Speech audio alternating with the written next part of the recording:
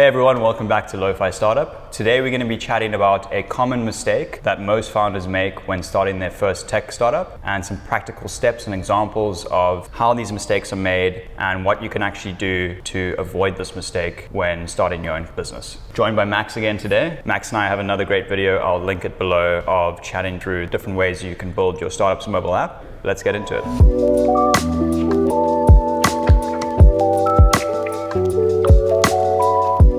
This is, what are we eating here, Jed? This is cup of founder. Cup of founder. It's a mixture of leftovers and rice.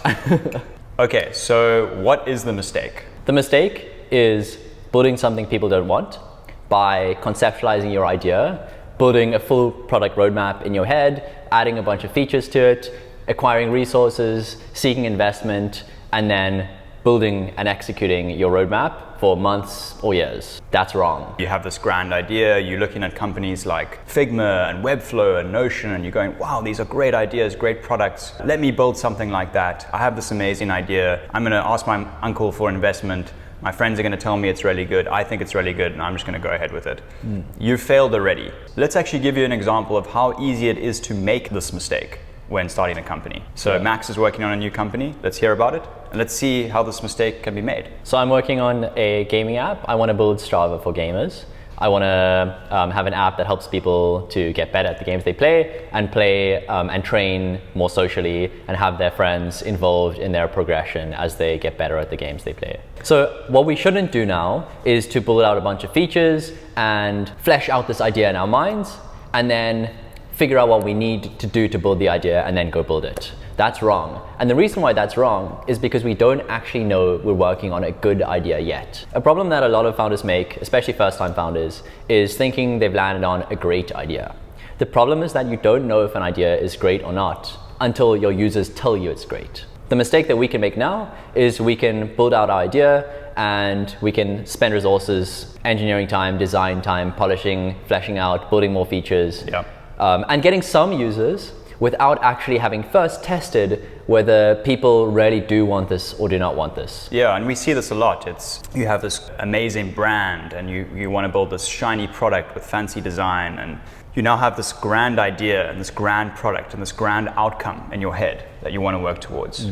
But that's wrong. You've made a mistake. You haven't, as Max said, focused in on the core essence, which is it a valuable business, and do users care about the value proposition? And maybe it's a single value proposition. Maybe it's not this multifaceted, feature-rich, grand plan that you have, or maybe you're basing your assumptions on in terms of seeing other things in the market that have similar sort of feature sets and brands and communities and things at scale. So it's really sort of not worrying about that and focusing on the core value of the product that you're building. In the Strava for Gaming example, it's like the mistake there would be, okay, there's this amazing Strava for Gamer idea. We want to have leaderboard feature. We're going to have a social graph feature where people can interact with their fellow gamers and can see how they rank. And we're overcomplicating the build of the idea.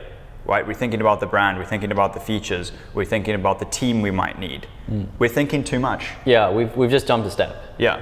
And what we should be doing right now is we should have paused right when we had the idea and trusted that the intuition that we had some core element of value that we could provide to the users, but then tested to see exactly how that unfolded. That means thinking about, okay, where does this intuition come from that we can provide something valuable for gamers?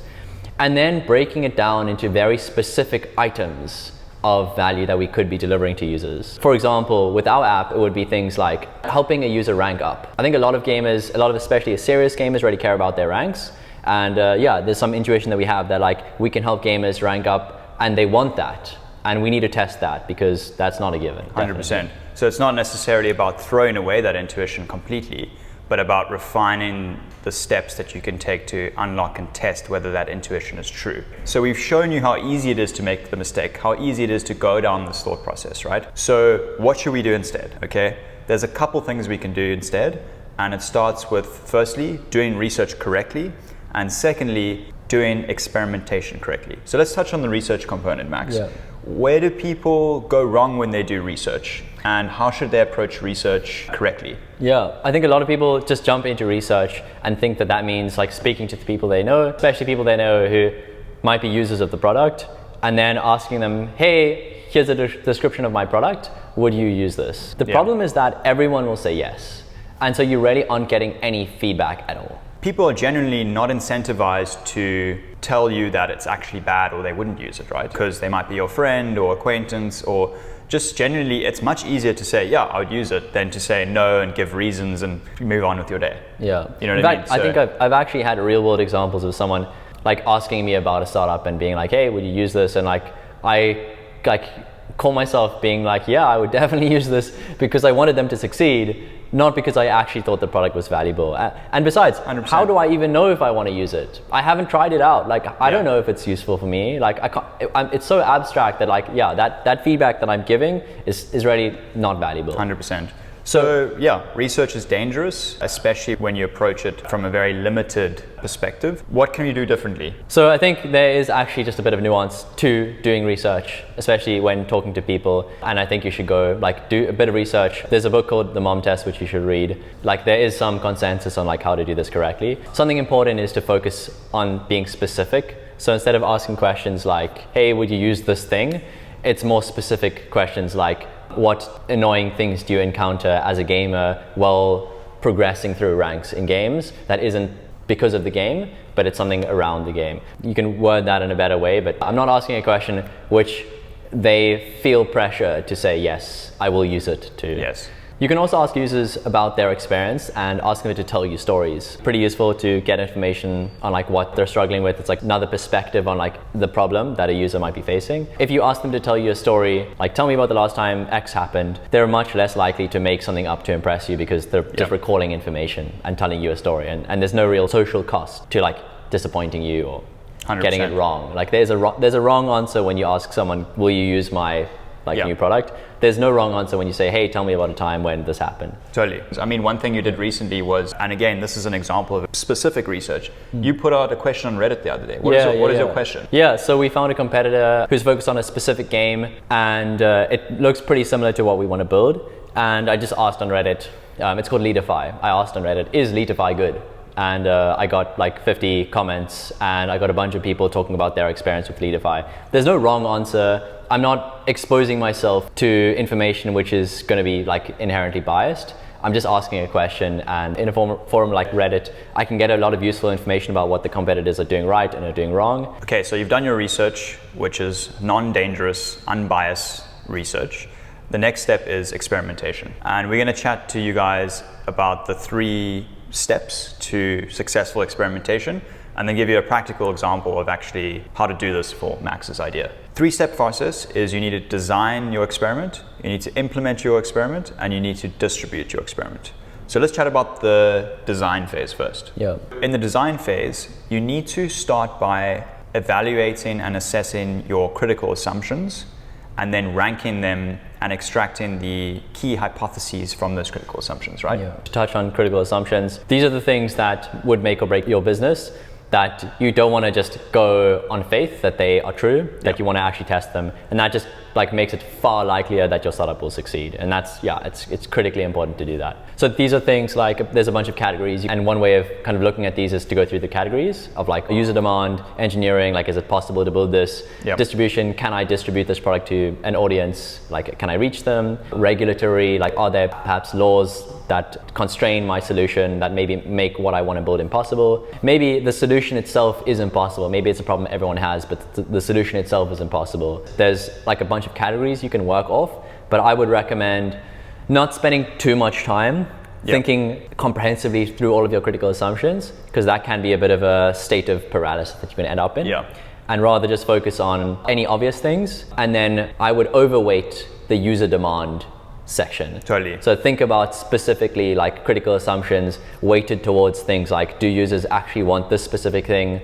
Do they want this other specific thing that I'm offering? And see if you can get user feedback and then rank what resonates most with people so that you can build the things that are rarely resonating with people, and you can ignore the features that you might otherwise have built and then have had no one use. Yeah, and coming back to things that are true unknowns versus critical assumptions that you maybe kind of have this mini validation and tick in your head. Like for example, if you know that you need certain bits of tech and you're technical and you can build those things, that checkbox is ticked, right? Yeah. But the more user-centric, value proposition-centric assumptions actually are unknown. Yeah. You might think that users, again, would be interested, but they are actually truly unknown. That's something that we just need to maybe repeat because it's really unintuitive. I think especially if you're a founder who might even use the product, you can even fall into this trap even then where you think like, oh, it's a given that the value that I'm going to be providing with my product will be enough that users will want to download an app or install something or use it or sign up. But it really isn't. It's not a given, and you have to test that even if you think it's like such compelling value that you're delivering.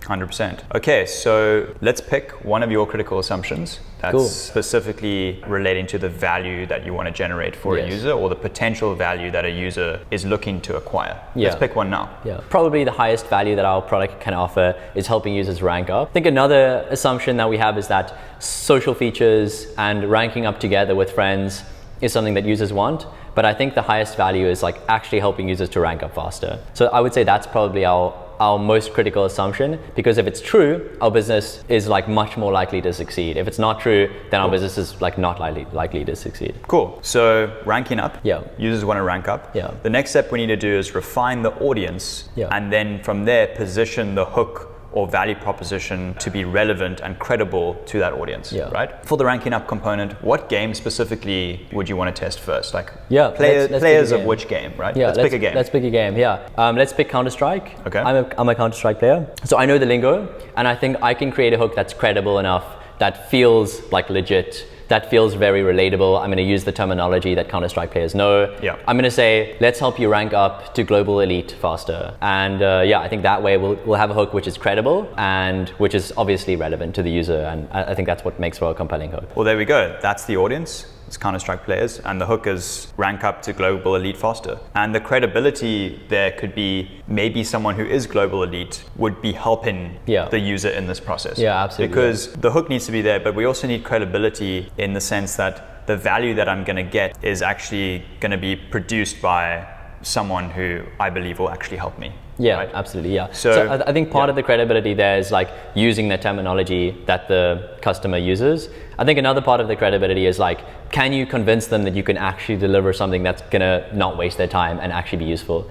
So that as Jed mentioned, what we can do is we can say, rank up to global elite faster, and we'll have a global elite player who has experience coaching help you specifically. And I think that's probably a hook that's good enough on the credibility front. We've wrapped up the design phase.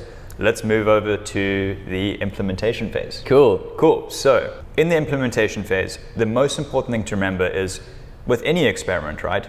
This isn't your brand. This isn't your big grand product that you want to build. You don't even need a brand. You don't even need a logo. You just need to build something super lightweight. You don't even need to code, right?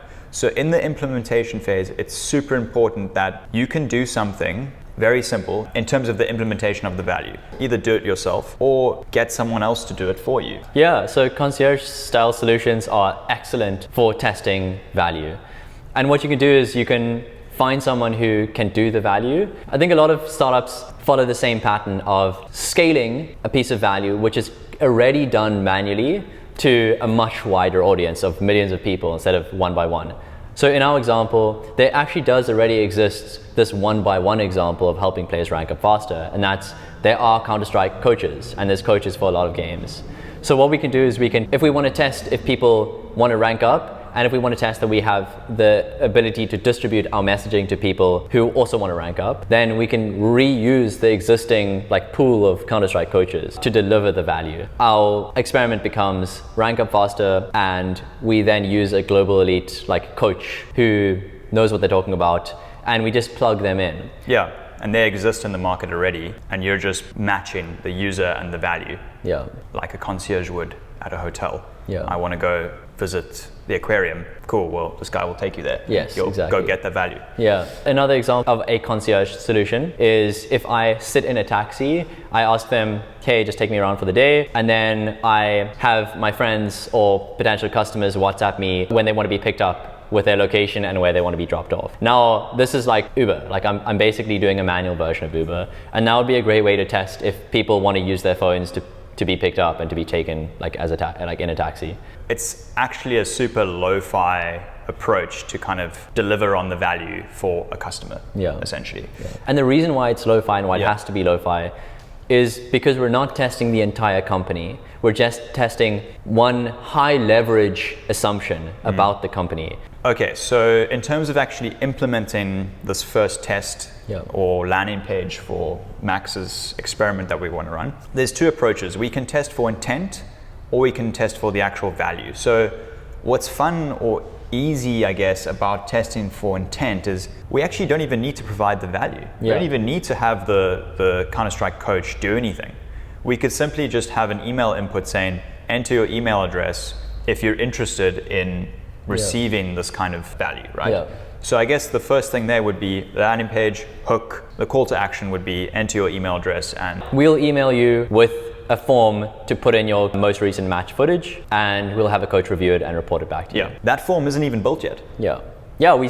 Great. Now we've just skipped building a form. We've skipped building the form. All we've done is say, give us your email and we'll send you the form to fill in. Yeah. But the mere intent of someone giving us their email to receive that form is enough to test at this stage. Yes, because that's what we want to test. There's no point in testing if we can deliver the value of actually helping people rank up in Counter-Strike. If no one wants to rank up in Counter-Strike, there's no point. Yeah. So first we test, do people want this? Yeah. And we do that without having to provide the value. So there's no form, there's just an email that they put in. Yeah. And then once we've checked, okay, cool, there is intent. Then we can test, can we deliver the value that helps people actually rank up? Totally. And that's harder. Like that's substantially harder. I think we've trimmed it down with the idea of using a concierge style, using a Counter-Strike coach. I think we've really like trimmed a lot of the fat, but it is still like a level up in terms of complexity, which we don't need to do if we're just checking intent, which we should start off with. Totally. So we're starting with intent. We've designed the experiment. We know how to implement it now with our simple landing page. We'll pick a no-code platform. And now what we're going to do is distribute it. The important thing with distribution is to realize or identify maybe what is the unfair advantage you might have. This could be maybe you have your own like reach, maybe you have a YouTube channel, or you have a lot of followers on Twitter, or whatever that might be. Maybe you have your own reach, or maybe you know someone in your network with reach. But before thinking about anything else, just look to yourself and ask yourself, do I have some sort of unfair advantage in terms of distribution? First, start with that, because it's more likely you're going to get a ton of traffic, a ton of eyeballs off the get-go. If you don't have that, then you can start to diversify and just do as many channels as possible. So we've built this landing page now. We want to get it in front of Counter-Strike players. What do we do? Yeah. Firstly, thinking about like my network, my unfair advantage. I actually have a friend who has a Discord server. It's not that big, but I think it'll be nice to just like use that. Otherwise, I don't really have any other unfair advantages. I've got You have a bit of karma on Reddit though, I do, right? yeah. So yeah, I have a bit of experience using Reddit. I have some karma so I can post in some subreddits. And yeah, that's probably what I'll be doing. We talked about posting Reddit before, and I think, yeah, it's a great place to just like access a bunch of gamers. There's a lot of gamers on Reddit. And yeah, so I'll be posting like the hook there. I think it's important to be aware of the channel that you're posting in and its idiosyncrasies. Reddit definitely like has idiosyncrasies, and I need to be aware of like the vibe of Reddit. So I guess that's part of an unfair advantage. I already have an idea of the vibe of Reddit, but you can get the vibe by just browsing and just being a user for like a week, just like posting, commenting and stuff and seeing how people operate. Totally. But yeah, so I'll post in Reddit, I'll post a hook, I'll make sure that it's not promo. I'm not going to ask for money. Yeah. It's going to be, hey, just put in your email and we will send you an email with a form to submit your game footage, and for free, we'll have a coach review it and report back to you. Totally. And look, maybe you don't have an unfair advantage, you don't have a community, you don't have Reddit, you can't find some sort of like niche group of people. It's not a bad thing to try like paid ads either. Like if you want to do PPC, do like a paid search campaign or something very lightweight. Don't invest a lot of money, but just to get those impressions, because the key thing here is we need to make sure that we have enough impressions to validate the success or failure of the test, right? If you get 100 people scrolling past, maybe your hook is just bad. Totally. And therefore, like, maybe people don't want to rank up, or they don't want to pay to rank up, or they don't want to engage with you, put an effort to like use someone else to rank up. Maybe the fun of the game is ranking up by themselves. I think it can be quite dangerous to think, oh, my test failed because I didn't distribute it correctly. Yeah. But what can often happen is actually your test failed because your hook is not good enough, and probably just not providing enough value. You don't quite understand exactly the mechanics of like where the value comes in, and you should just try other things that you have in mind that might be valuable to users to test. Totally. So one other channel that I could do, just thinking about PPC and other ways to distribute your test if you don't have an unfair advantage, I would also say there's a lot of ways to be creative here and do that. One example is, I know there's tons of gamers who use Discord, and there's tons of Discord servers. So I could pretty easily probably get a list of 15 or maybe even like as much as 50 Discord servers where I could join and post a message and do it in a way which isn't promo-y and doesn't feel spammy. I feel like that's quite achievable. I could also message server owners and probably get like small sponsorships. I'm imagining like paying $15 to like have an endorsement of a message. Like that could be possible. I don't really know how Discord works. Definitely that's not like my unfair advantage, but I think you can be creative, and I think there are ways that you can acquire like audiences to distribute your test. So we've designed the test, we've implemented the test, and we've distributed the test. The next thing we need to talk about is signal, right? How do we know that this test worked, right? And I think with signal, it's important to look at the outcome as binary, right? We can't say, oh, it kind of worked or it kind of didn't work, because a scale can be very prone to bias. Because if you're on the end where you're like, oh, it didn't really work, you can kind of convince yourself to push that along to the side where it's like, oh, but like 1 or 2 people did it, so actually, it can work. It can work. It's getting there. It's getting there. It's not there yet. It is all working. Very dangerous words. Yeah, so it is important, if you can from the get-go, define the success metric for the test, and that might look like we want at least 10 people to sign up to give us the email address, right? If you have a sense of the impressions that you're going to get. So if we say, we want 10 people to sign up, but we need 100 impressions for that to be realistic.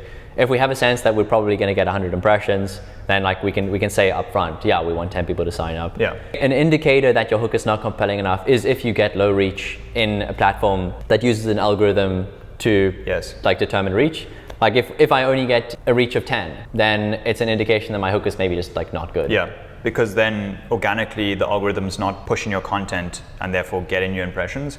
And then the test itself, it's actually a good test, because now you're going, okay, cool, my hook isn't actually good, so let me go rebuild the hook in the design phase.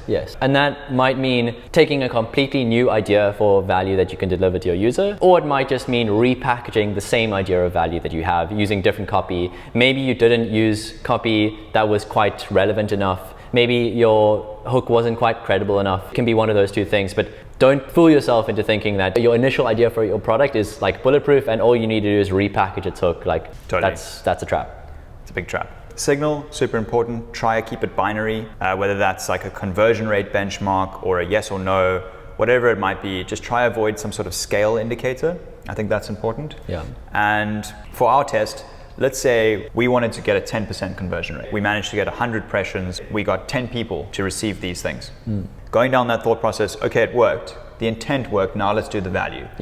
So we can repackage the test now and redesign in the design phase. Maybe we need to tweak the hook slightly, or the messaging is, hey, you're going to upload your video on this landing page and you're going to get the response in 24 hours or something. And then we're going to get that out there and do a concierge style. We might get someone on Fiverr to do it for us, or we might find Max has a friend who's actually a global elite player who'll do it for us in the beginning. With testing for intent, it's quite obvious. Do users want this is the question you're asking. And with testing for value, the question you're asking is, can I deliver value in a way that satisfies the customer? And we'll get them coming back for more, we'll get them paying for it, we'll get them inviting their friends. And these 3 things are really important, because if you don't have them, life kind of sucks as a founder. And if you do have them, then life is it's better. Like you'll get free virality from referrals, and like that can help a lot. And you're building your business on the foundation of something that actually like works, which is important. And that's what we all want. That is choosing easy mode with building companies. And that is forcing luck instead of been on this other path of hope. Yeah, I suppose. Yeah, why not choose the easy mode and make sure that your customers really want what you're offering and that you can really deliver them something that they're super satisfied with and will tell their friends to use. Instead of spending months and months engineering and building something and designing something and polishing something and adding features to something that users don't actually want that much. 100%. That's hard mode. So excited to post the results of the test. We're going to run this. Yeah, it's going to be fun. We'll post it in the comments. And yeah, thanks everyone for watching. Super fun having Max again with us. Cool. And we're excited to make more videos. So if you guys have any ideas of things you want us to talk about, specifically relating to this topic, early MVP, prototyping, user acquisition, scaling, retention, anything like this, it's very helpful. We really enjoy chatting about these topics. So leave a comment below if there's anything specific you want us to chat about. If you're liking this, please like, subscribe, and we'll see you guys in the next one. Cheers.